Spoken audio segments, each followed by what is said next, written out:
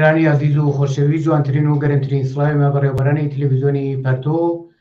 تەلەڤیزیۆنی حیزبی حکمەتیسان پێشکەش لە خزمەتانان بۆ پێشکەشکردنی بەرنامەی وەخەوتۆی تەلەڤیزیۆنی پەرتۆ. لەم بەشە لە بەرنامە سعیدی یەگانە ئەندامی کۆمیتەی کوردستانی حیزبی حکمەتیسمان لەگەڵا وتوێژەکەین سەبارەت بە بڕیارێکە مەجلیسی جمهوری ئیسلامی داوێتی بۆ زیادکردنی ئەوەی کە سابقەی کار زیاتر بکە و کار لە خەڵک بچێشتەوە. پێشەوەی پرسیارەکانم ئاراستە بکەم، سعید یەگانە گەدەنگی منە بیسی زۆر خۆشاتی بۆ بەرنامەی وەخەوتۆی تەلەڤیزیۆنی پەرتۆ. زۆر سپاس دەکەم، سڵام هەیە بۆ ئێوە بۆ بینەرانی تەلەڤیزیۆنی پەرتۆ. فەرموو لە خزمەتم. زۆر سپاس بۆ تۆش. هەورە سعید یەگانە لە رابطە لەگەڵ کارەکانی جمهوری ئیسلامی و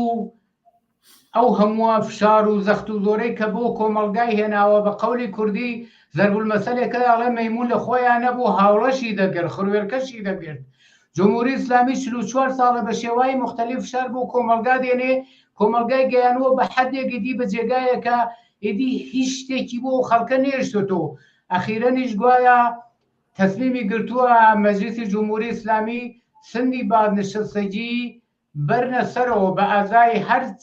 ساڵ ئامارێکیان داوە میانجین و محاسبەیەکیان کردووەکە و کەسانەی 25 ساڵ تا 28 ساڵ سابقەی کاریانەدا هەر ساڵێ 2 مانگیان بۆ زۆرکەن، یا 20 ساڵ تا 25 ساڵ بێ هەر ساڵێ 3 مانگیان بۆ زۆرکەن. هەرچەند سابقەی کارەکان کەمتر بێ بە ئازای هەر ساڵ مانگەکانی ژەبەنە سەرەوەی کەنە 4 و 5. داستان چییە؟ شۆرە جمهوری ئیسلامی ئەم تەسمیمەی گرتووە بە چه هەدەفێکە؟ خب هەروە کە تویش لە قسەکان تا ئەشارەت پێ کرد، جمهوری ئیسلامی هەر سیاسەتێک اتخاذەکات یا دەستپێکات تعرضێکی ترە بە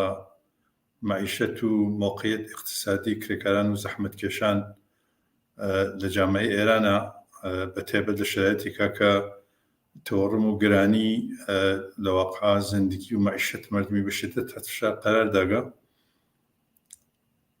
و لەم شرایەتە جمهوری ئیسلامی هاتکە یا گەرەکیە لە واقع تەسمیمێکە کە ئەلان ئیشارەی پێکەم، گەرەکیانە سند بازنشستگی بۆنە سەر. تقریبا ئەرقام و شتەکانی هەرەوە بۆ کە تۆ باست کرد، کەس بەرهەڵ پیاگان کە تا ئیسا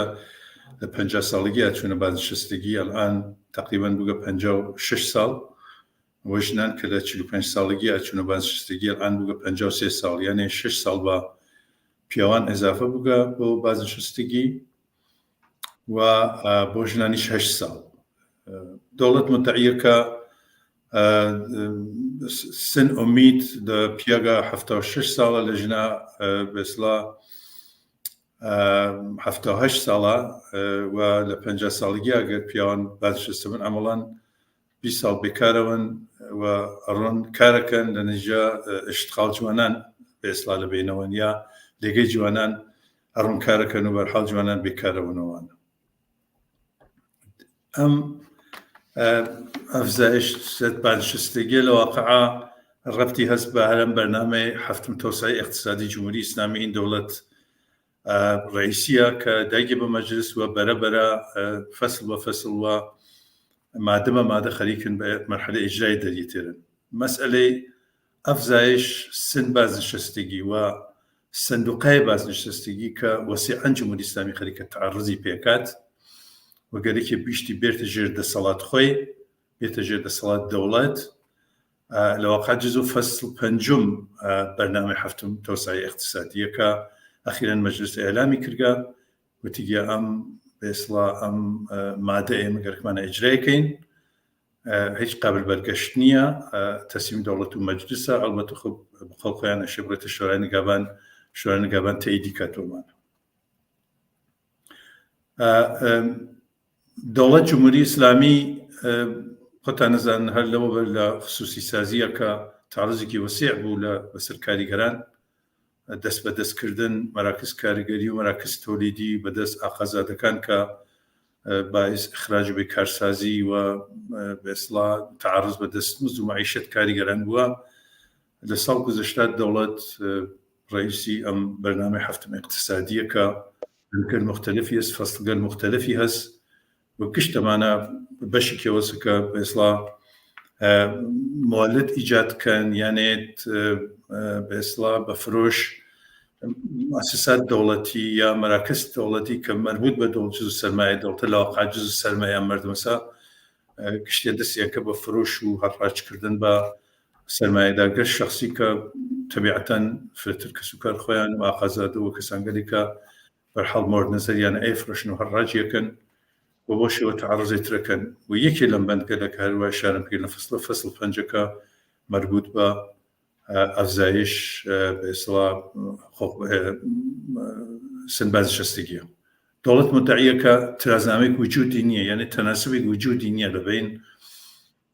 بیمەی کە کرێکارانێتن بۆ سندوق و بەرداشتێکە لە سندوقێکن باسەوا کردێت کە دەوڵەت 20 ملیارد دلار بە سندوق بانشەستگی بدێکارە و داستان سندوق بانشەستگی داستانێکی طولانیە لە ساڵهای گذشتە بارها لەم سنوقە دزی کریاگە پول بەرداشت کریاگە بێڕەویە و کەسیش نازانێت ساحەوی چیست و دەوڵەتیش 20 ملیارد دلار بەم سنوقە بدێکارە بە ناوەیە کە ترازی وجودنی یا تەناسبی وجودنی گەریکە بەم شێوە لە واقع شانە خاڵی کار لەسەر پەرداختن پوڵە بە سنوق کاریگەر لە نیجا ئەودەتی داسە بە خودی کاریگەران وەی کە 5 ساڵ 6 ساڵ 7 ساڵ 8 ساڵ سند بانشەستگی بۆتە سەر لەو فاصلە کاریگەران مەجبور بن بیمە پەرداختن بە سنوق بانشەستگی بۆ شێوە دەوڵەت جمهوری ئیسلامی بتوانێت کەسی کە بودجێ هەسی یا بەدێکاری کە هەسی بە سندوق بە ئیسلاحی کات جبرانی بکاتەوە الآن نەتەنیا سندوق بانشەستگی تأمین اجتماعی کە ئەمە داستانێکی هەست چەند ساڵە کەسی بودجێ هەست و بەدەیت کەسی بودجێ بە سەرمەوقع حقوق بانشەستەکان پەرداخت ناکردێ یا ئەو هەمانسازی کە خودی بارها بەوەرزیان کردگەڵان هەرچێ دووشەمەس خۆتان نزانن مردم ئاگادارن دووشەمەکە و یەکشەمە هەم بانشەستەکان مخابرات هەم تأمین اجتماعی خەریکن مرتبە اعتراضەکە نیکێ لە خاستەکانی مەسەلەی هەمانسازیە هەمانسازی بۆ معنە داواکەن 90% لە حقوق کە بە کرێکاران نەدرگێت کارمەندن کرێکارن هەرچێک هەست 90% لە حقوقیانە بە بانشەستەکان پەرداختن کە تا ئیسە و تا ئیسەیج پەرداخت نەکردیە ئەسڵەن دەوڵەت ژێربان ناچێت و هیچ مەسئولیەتی لە ڕابطە قبول ناکە بەهانەکەی وەسەکە سندوق بانشەستگی خاڵیە لە سوورەتێکە خودی دەوڵەت زیکیە مەسئولین دەوڵەت زیکیانە بدێکارێکە دەوڵەت هەسی بەواقع بە سندوق باشی بە قەسد کارگەرانی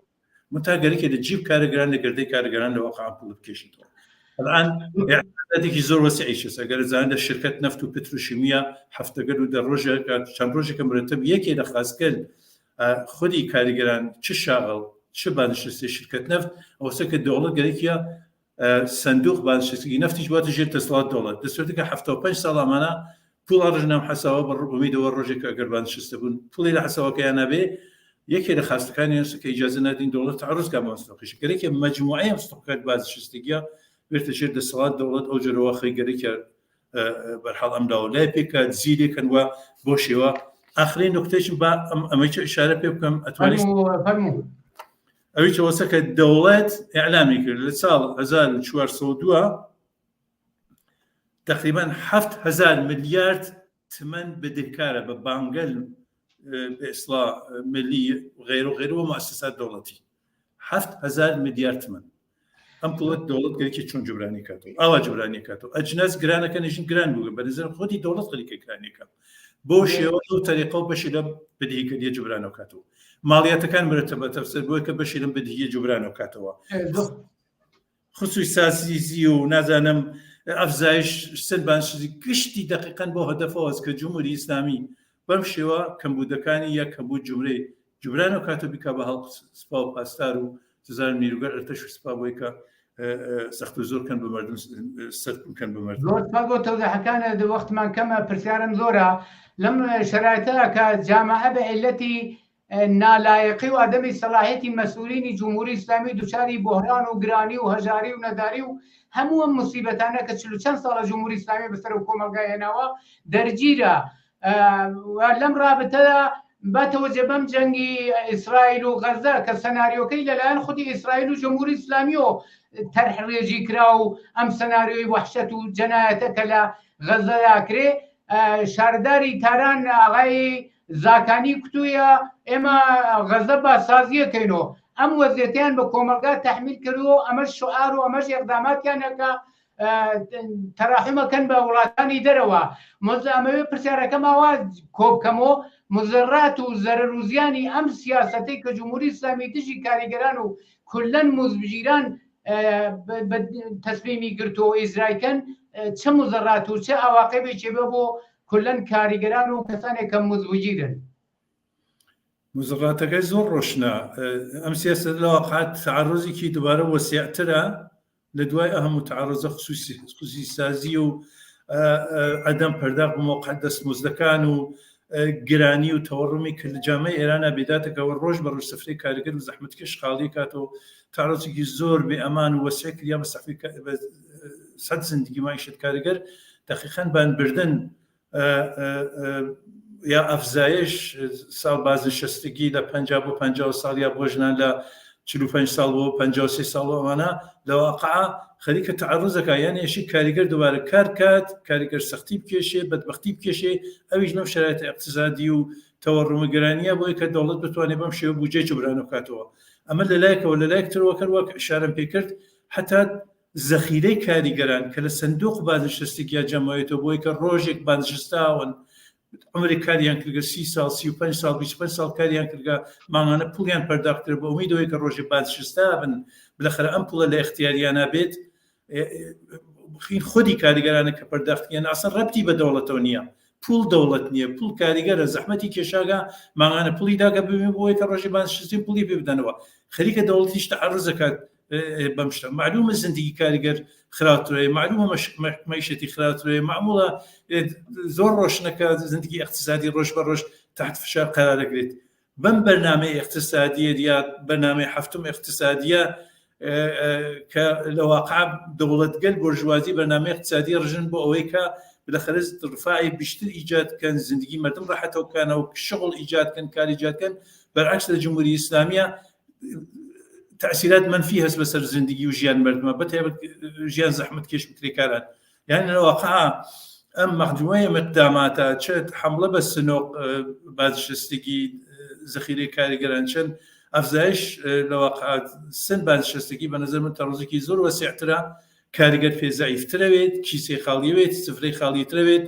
زندگی فرەتر تحت فشار قرار دەگرێت و بەم شێوە جمهوری ئیسلامی بە نظر من گەرەکیە اقتصاد خۆی جەم و جۆرگە کەمبود اقتصاد خۆی یا بودجێ کەمبودی کارسی بەم شێوەگەلا لەسەر سفرەی کاریگەر لە گیفان کاریگەر واقع خەریکە جوبرانی کاتەوە یعنی نە بۆ سەرمایەدار نە بۆ کارفەرما نە بۆ پولدارەکان لەو جامعە مشکڵی نییە بەرعکس گشت ئەم سیاست گەل ئەم سیاستگەل اقتصادی بە نظر من تعرضێکی زۆر وەسیع بە سفرەی کاریگەر و کاریگەر ڕۆژ بە ڕۆژ زەعیفترەوێت و بەلەحاظ اقتصادی و معیشەت نابوترەوێت ئەم ئەفزایش سن بازنشستگی بە دقیقاً هەروە کە ئشارەم کرد فەسڵێکە لە سنۆق بە ئیسڵا زەخیرەی کاری فەسڵێکە لە هەم بەرنامەی هەفتم تۆسعەی بە ئیسڵا اقتصادی کە این دەوڵەت بە ئیسڵا ڕئیسیە بەشێک لەوەسەوە مەجموعەی ئەم بەرنامەی اقتصادیە هەفتم دەوڵەتە گرتواشەکەی تعرضێکی زۆر وەسەر وەسیع بە ئەکسەریەت کاریگەر زەحمەت کێش لەوە جامعە کە ڕۆژ بە ڕۆژ